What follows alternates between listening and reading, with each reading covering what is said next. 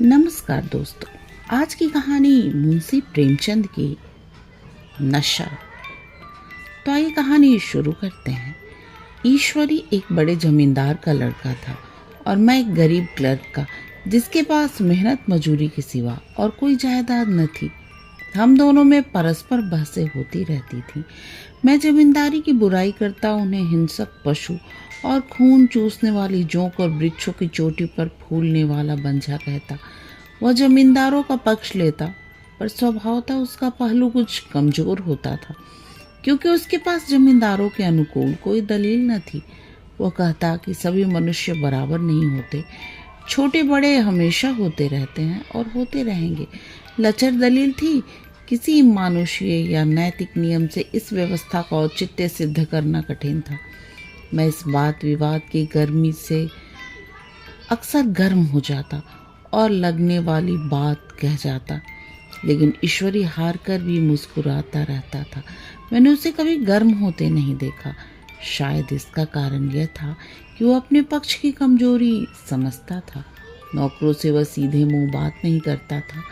अमीरों में जो एक बेदर्दी और उदंडता होती है, इसमें उसे भी प्रचुर भाग मिला था। नौकर ने बिस्तर लगाने में जरा भी देर की, दूध जरूरत से ज्यादा गर्म या ठंडा हुआ, साइकिल अच्छी तरह साफ नहीं हुई तो वो आपे से बाहर हो जाता। सुस्ती या बदतमीजी उसे जरा भी बर्दाश्त न थी। पर दोस्तों और विशेषकर मुझसे उसका व्यवहार सौहार्द और नम्रता से भरा हुआ होता था।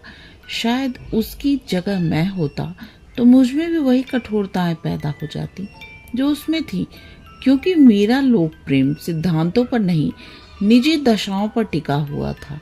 लेकिन वो मेरी जगह होकर भी शायद अमीर ही रहता, क्योंकि वो प्रकृति से ही विलासी और ऐश्वर्य प्रिय था। अब की दशहरे की छुट्टियां में मैंने निश्चय किया कि घर न जाऊंगा। मेरे पास किराए के लिए रुपए न थे और न घर वालों को तकलीफ देना चाहता था। मैं जानता हूँ वो मुझे जो कुछ देते हैं वो उनकी हैसियत से बहुत ज़्यादा है।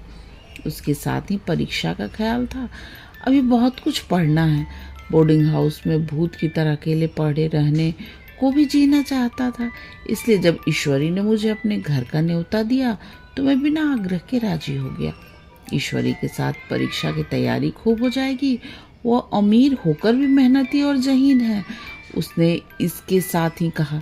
लेकिन भाई, एक बात का ख्याल रखना, वहाँ अगर जमींदारों की निंदा की तो मामला बिगड़ जाएगा और मेरे घर वालों को बुरा लगेगा। वो लोग तो असामियों पर इसी दावे से शासन करते हैं कि ईश्वर ने असामियों को उनकी सेवा के लिए ही पैदा किया है। असामी भी यही समझता है कि अगर उसे सुझा दिया जाए कि जमींदार और असामी में कोई मौलिक भेद नहीं है तो जमींदारी का कहीं पता न लगे। मैंने कहा, तो क्या तुम समझते हो कि मैं वहाँ जाकर कुछ और हो जाऊँगा? हाँ, मैं तो यही समझता हूँ। तुम गलत समझते हो। ईश्वरी ने इसका कोई जवाब न दिया। कदाचित उसने इस मामले को मेरे विवेक पे छोड़ दिया और बहुत अच्छा किया। अगर वो अपनी बात पर अड़ता तो मैं भी जिद पकड़ लेता। सेकंड क्लास तो क्या, मैंने कभी इंटर क्लास में भी सफ़र न किया था। अब की सेकंड क्लास में सफ़र का सौभाग्य प्राप्त हुआ। गाड़ी तो 9 बजे रात को आती थी, पर यात्रा के हर्ष में हम शाम को स्टेशन जा पहुँचे। कुछ देर इधर उधर सैर करने के बाद रिफ्रेशमेंट रूम में जाकर हम लोगों ने भोजन किया। मेरी वेशभूषा और मेरे रंग ढंग से पारखी खानसामों ने समझ लिया कि मालिक कौन है और पिछलग्गू कौन। लेकिन न जाने क्यों मुझे उनकी गुस्ताखी बुरी लग रही थी। पैसे ईश्वरी की जेब से गए। शायद मेरे पिता को जो वेतन मिलता है उससे ज़्यादा इन खानसामों को इनाम इकराम में मिल जाता हो। एक अठन्नी तो चलते समय ईश्वरी ही ने दे दी। फिर मैं उन सबों से उसी तत्परता और विनय की अपेक्षा करता था जिससे वो ईश्वरी की सेवा कर रहे थे। ईश्वरी के हुक्म पर सब के सब दौड़ते हैं, लेकिन मैं कोई चीज़ मांगता हूँ तो उतना उत्साह नहीं दिखाते। मुझे भोजन में कुछ स्वाद न मिला। ये भेद मेरे ध्यान को संपूर्ण रूप से अपनी ओर खींचे हुए था। गाड़ी आई, हम दोनों सवार हुए। खानसामों ने ईश्वरी को सलाम किया और मेरी ओर देखा भी नहीं। ईश्वरी ने कहा, कितने तमीज़दार हैं ये सब। एक हमारे नौकर हैं कि कोई काम करने का ढंग नहीं। मैंने खट्टे मन से कहा, इसी तरह तुम अपने नौकरों को भी 8 आने रोज इनाम दिया करो तो शायद इनसे ज़्यादा तीमारदार हो जाएं। तो क्या तुम समझते हो ये सब केवल इनाम के लालच से इतना अदब करते हैं? जी नहीं, कदापि नहीं। तमीज और अदब तो इनके रक्त में मिल गया है। गाड़ी चली, डाक थी प्रयाग से चली तो प्रतापगढ़ जाकर रुकी। एक आदमी ने हमारा कमरा खोला। मैं तुरंत चिल्ला उठा, दूसरा दर्जा है, सेकंड क्लास है। उस मुसाफिर ने डिब्बे के अंदर आकर मेरी और एक विचित्र उपेक्षा की दृष्टि से देखकर कहा, जी हाँ, सेवक इतना समझता है, और बीच वाले बर्थ पर बैठ गया। मुझे कितनी लज्जा आई, कह नहीं सकता। बोर होते होते हम लोग मुरादाबाद पहुंचे। स्टेशन पे कई आदमी हमारा स्वागत करने के लिए खड़े थे। 2 भद्र पुरुष थे, 5 बेगार। बेगारों ने हमारा लगेज उठाया। दोनों भद्र पुरुष पीछे पीछे चले। एक मुसलमान था, रियासत अली, दूसरा ब्राह्मण था, राम हरक। दोनों ने मेरी ओर अपरिचित नेत्रों से देखा, मानो कह रहा हो, तुम कौवे होकर हंस के साथ कैसे? रियासत अली ने ईश्वरी से पूछा, ये बाबू साहब क्या आपके साथ पढ़ते हैं? ईश्वरी ने जवाब दिया, हाँ, साथ पढ़ते भी हैं और साथ रहते भी हैं। यूँ कहिए कि आप ही के बदौलत मैं इलाहाबाद पढ़ा हुआ हूँ, नहीं तो कब का लखनऊ चला आया होता। अब कि मैं इन्हें घसीट लाया। इनके घर से कई तार आ चुके थे, मगर मैंने इनकारी जवाब दिलवा दिए। आखिरी तार तो अर्जेंट था, जिसकी फीस 4 आने प्रति शब्द है, पर यहाँ से भी उसका जवाब इनकारी हो गया। दोनों सज्जनों ने मेरी ओर चकित नेत्रों से देखा, आतंकित हो जाने की चेष्टा करते जान पड़े। रियासत अली ने अर्धशंका के स्वर में कहा, लेकिन आप बड़े सादे लिबास में रहते हैं। ईश्वरी ने शंका निवारण की, महात्मा गांधी के भक्त हैं साहब, खद्दर के सिवा कुछ पहनते ही नहीं, पुराने सारे कपड़े जला डाले। यूँ कहो कि राजा हैं। 2.5 लाख सालाना की रियासत है, पर आपकी सूरत देखो तो मालूम होता है अभी अनाथालय से पकड़कर आए हैं। राम हरक बोले, अमीरों का ऐसा स्वभाव बहुत कम देखने में आता है, कोई भाप ही नहीं सकता। रियासत अली ने समर्थन किया, आपने महाराजा चांगली को देखा होता तो दांतों तले उंगली दबाते। एक गाढ़े की मिर्जई और चमरौंधे जूते पहने बाजारों में घूमा करते थे। सुनते हैं एक बार बेगार में पकड़े गए थे और उन्हीं ने 10 लाख से कॉलेज खोल दिया। मैं मन में कटा जा रहा था, पर न जाने क्या बात थी कि ये सफ़ेद झूठ उस वक्त मुझे हास्यास्पद न जान पड़ा। उसके प्रत्येक वाक्य के साथ मानो मैं उस कल्पित वैभव के समीप तर आता जाता था। मैं सहसवार नहीं हूँ। हाँ, लड़कपन में कई बार लद्दू घोड़े पर सवार हुआ हूँ। यहाँ देखा तो 2 कलारास घोड़े हमारे लिए तैयार खड़े थे। मेरी तो जान ही निकल गई। सवार तो हुआ, पर बूटियाँ काँप रही थी। मैंने चेहरे पर शिकन न पड़ने दिया। घोड़ी को ईश्वरी के पीछे डाल दिया। खैरियत हुई कि ईश्वरी ने घोड़े को तेज न किया, वरना शायद मैं हाथ पैर तोड़वा कर लौटता। संभव है ईश्वरी ने समझ लिया हो कि ये कितने पानी में है। ईश्वरी का घर क्या था? किला था। इमाम बाड़े का बड़ा सा फाटक, द्वार पर पहरेदार टहलता हुआ, नौकरों का कोई हिसाब नहीं, एक हाथी बंधा हुआ। ईश्वरी ने अपने पिता, चाचा, ताऊ आदि सबसे मेरा परिचय कराया, और उसी अतिशयोक्ति के साथ ऐसी हवा बांधी कि कुछ न पूछिए। नौकर चाकर ही नहीं, घर के लोग भी मेरा सम्मान करने लगे। देहात के जमींदार, लाखों का मुनाफा, मगर पुलिस कांस्टेबल को अफसर समझने वाले कई महाशय तो मुझे हुजूर हुजूर कहने लगे। जब जरा एकांत हुआ तो मैंने ईश्वरी से पूछा, तुम बड़े शैतान हो यार, मेरी मिट्टी क्यों पलीत कर रहे हो? ईश्वरी ने दृढ़ मुस्कान के साथ कहा, इन गधों के सामने यही चाल जरूरी थी, वरना सीधे मुंह बोलते भी नहीं। जरा देर के बाद नाई हमारे पांव दबाने आया। कुंवर लोग स्टेशन से आए हैं, थक गए होंगे। ईश्वरी ने मेरी ओर इशारा करके कहा, पहले कुंवर साहब के पांव दबा। मैं चारपाई पर लेटा हुआ था। मेरे जीवन में ऐसा शायद ही कभी हुआ हो कि किसी ने मेरे पांव दबाए हों। मैं इसे अमीरों के चोचले, रईसों का गधापन और बड़े आदमियों की मटरगस्ती और जाने क्या क्या कहकर ईश्वरी का परिहास किया करता, और आज मैं पोतड़ों का रईस बनने का स्वांग भर रहा था। इतने में 10 बज गए। पुरानी सभ्यता के लोग थे, नई रोशनी अभी केवल पहाड़ की चोटी तक पहुंच पाई थी। अंदर से भोजन का बुलावा आया। हम स्नान करने चले। मैं हमेशा अपनी धोती खुद छांट लिया करता था, मगर यहाँ मैंने ईश्वरी की ही भांति अपनी धोती भी छोड़ दी। अपने हाथों अपनी धोती छांटे शर्म आ रही थी। अंदर भोजन करने चले। हॉस्टल में जूते पहने मेज पर जा डटते थे। यहाँ पाँव धोना आवश्यक था। कहार पानी लिए खड़ा था। ईश्वरी ने पाँव बढ़ा दिए। कहार ने उसके पाँव धोए। मैंने भी पाँव बढ़ा दिए। कहार ने मेरे पाँव भी धोए। मेरा ये विचार न जाने कहाँ चला गया था। सोचा था वहाँ देहात में एकाग्र होकर खूब पढ़ेंगे, पर यहाँ सारा दिन सैर सपाटे में कट जाता था। कहीं नदी में बजरे पर सैर कर रहे हैं, कहीं मछलियों या चिड़ियों का शिकार कर रहे हैं, कहीं पहलवानों की कुश्ती देख रहे हैं, कहीं शतरंज पर जमे हैं। ईश्वरी खूब अंडे मंगवाता और कमरे में स्टोव पर ऑमलेट बनते। नौकरों का एक जत्था हमेशा घेरे रहता। अपने हाथ पांव हिलाने की कोई ज़रूरत नहीं, केवल जवान हिला देना ही काफ़ी है। नहाने बैठो तो आदमी नहलाने की को हाजिर, लेटो तो आदमी पंखा झलने को खड़े। मैं महात्मा गांधी का कुंवर चेला मशहूर था।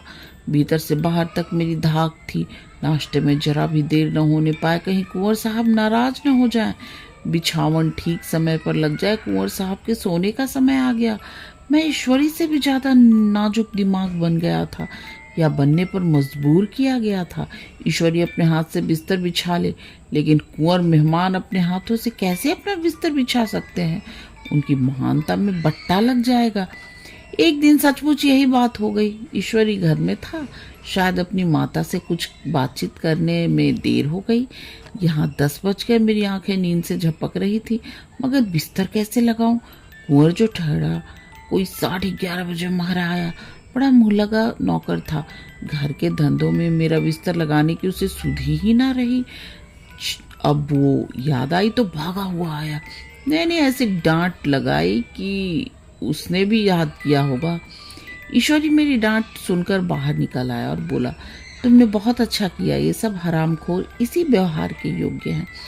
इसी तरह ईश्वरी एक दिन एक जगह दावत में गया हुआ था। शाम हो गई, मगर लैंप मेज पर रखा हुआ था। दिया सलाई भी थी, लेकिन ईश्वरी खुद कभी लैंप नहीं जलाता था। फिर कुंवर साहब कैसे जलाएं? मैं झुंझला रहा था। समाचार पत्र आया रखा हुआ था। जी उधर लगा हुआ था, पर लैंप नदारद। दैवयोग से उसी समय मुंशी रियासत अली आ निकले। मैं उन्हीं पर उबल पड़ा। ऐसी फटकार लगाई कि बेचारा उल्लू हो गया। तुम लोगों को इतनी फिक्र भी नहीं कि लैंप तो जलवा दो। मालूम नहीं ऐसे कामचोर आदमियों को यहाँ कैसे गुजर होता है।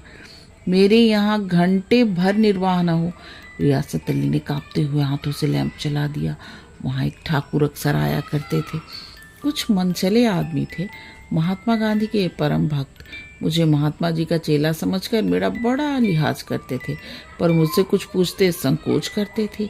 एक दिन मुझे अकेला देखकर आए और हाथ बांधकर बोले, सरकार तो गांधी बाबा के चेले हैं ना। लोग कहते हैं कि यहाँ स्वराज हो जाएगा तो जमींदार न रहेंगे। मैंने शान जमाई, जमींदारों के रहने की जरूरत ही क्या है? ये लोग गरीबों का खून चूसने के सिवा और क्या करते हैं? ठाकुर ने फिर पूछा, तो क्यों सरकार सभी जमींदारों की जमीन छीन ली जाएगी?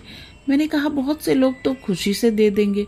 जो लोग खुशी से न देंगे उनकी जमीन छीननी ही पड़ेगी। हम लोग तो तैयार बैठे हुए हैं।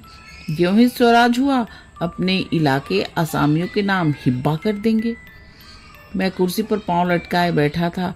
ठाकुर मेरे पांव दबाने लगा, फिर बोला, आजकल जमींदार लोग बड़ा जुलूम करते हैं सरकार। हमें भी हुजूर अपने इलाके में थोड़ी सी ज़मीन दे दे तो चलकर वहीं आपकी सेवा में रहूं। मैंने कहा, अभी तो मेरा कोई इख्तियार नहीं है भाई, लेकिन जो ही इख्तियार मिला मैं सबसे पहले तुम्हें बुलाऊंगा। तुम्हें मोटर ड्राइवरी सिखाकर अपना ड्राइवर बना लूँगा। सुना उस दिन ठाकुर ने खूब भंग पी और अपनी स्त्री को खूब पीटा और गांव के महाजन से लड़ने पर तैयार हो गया। छुट्टी इस तरह तमाम हुई और हम फिर प्रयाग चले। गांव के बहुत से लोग हम लोगों को पहुंचाने आए। ठाकुर तो हमारे साथ स्टेशन तक आया। मैंने भी अपना पार्ट खूब सफाई से खेला और अपनी कुबेरोचित विनय और देवत्व की मुहर हर एक हृदय पर लगा दी। जी तो चाहता था प्रत्येक नौकर को अच्छा इनाम दूं, लेकिन वह सामर्थ्य कहाँ थी। वापसी टिकट था ही, लेकिन केवल गाड़ी में बैठना था। पर गाड़ी आई तो ठसाठस भरी हुई। दुर्गा पूजा की छुट्टियां भोगकर सभी लोग लौट रहे थे। सेकंड क्लास में तिल रखने की जगह नहीं, इंटर क्लास की हालत उससे भी बदतर। ये आखिरी गाड़ी थी, किसी तरह रुक न सकते थे। बड़ी मुश्किल से तीसरे दर्जे में जगह मिली। हमारे ऐश्वर्य ने वहां अपना रंग जमा लिया, मगर मुझे उसमें बैठना बुरा लग रहा था। आए थे आराम से लेटे लेटे, जा रहे थे सिकुड़े हुए। पहलू बदलने की भी जगह न थी। कई आदमी पढ़े लिखे भी थे, वो आपस में अंग्रेजी राज्य की तारीफ करते जा रहे थे। एक महाशय बोले, ऐसा न्याय तो किसी राज्य में नहीं देखा। छोटे बड़े सब बराबर। राजा भी किसी पर अन्याय करे तो अदालत उसकी गर्दन दबा देती है। दूसरे सज्जन ने समर्थन किया, अरे साहब, आप खूब बादशाह पर दावा कर सकते हैं, अदालत में बादशाह पर डिग्री हो जाती है। एक आदमी जिसकी पीठ पर बड़ा गट्ठर बंधा था कलकत्ते जा रहा था। कहीं गठरी रखने की जगह न मिलती थी, पीठ पर बांधे हुए था। इससे बेचैन होकर बार बार द्वार पर खड़ा हो जाता। मैं द्वार के पास ही बैठा हुआ था। उसका बार बार आकर मेरे मुंह को अपनी गठरी से रगड़ना मुझे बहुत बुरा लग रहा था। एक तो हवा यूं ही कम थी, दूसरे उस गंवार का आकर मेरे मुंह पर खड़ा हो जाना मानो मेरा गला दबाना था। मैं कुछ देर तक जब्त किए बैठा रहा। एकाएक मुझे क्रोध आ गया। मैंने उसे पकड़कर पीछे ठेल दिया और 2 तमाचे जोर जोर से लगाए। उसने आंखें निकाल कर कहा, क्यों मारते हो बाबूजी, हमने भी किराया दिया है। मैंने उठकर 2-3 तमाचे और जड़ दिए। गाड़ी में तूफान आ गया। चारों ओर से मुझ पर बौछार पड़ने लगी। अगर इतने नाजुक मिजाज हो तो अव्वल दर्जे में क्यों नहीं बैठे? कोई बड़ा आदमी होगा तो अपने घर का होगा। मुझे इस तरह मारते तो दिखा देता। क्या कसूर किया था बेचारे ने? गाड़ी में सांस लेने की जगह नहीं, खिड़की पर जरा सांस लेने खड़ा हो गया तो उस पर इतना क्रोध। अमीर होकर क्या आदमी अपनी इंसानियत बिल्कुल खो देता है? ये भी अंग्रेजी राज है जिसका आप बखान कर रहे थे। एक ग्रामीण बोला, दफ्तर तन माँ घुसन तो पावत नहीं, उस पर इतना मिजाज। ईश्वरी ने अंग्रेजी में कहा, what an idiot you are Veer. और मेरा नशा अब कुछ कुछ उतरता हुआ मालूम होता था। कहानी समाप्त। कहानी सुनने और अपना कीमती समय देने के लिए आप सबका बहुत बहुत धन्यवाद।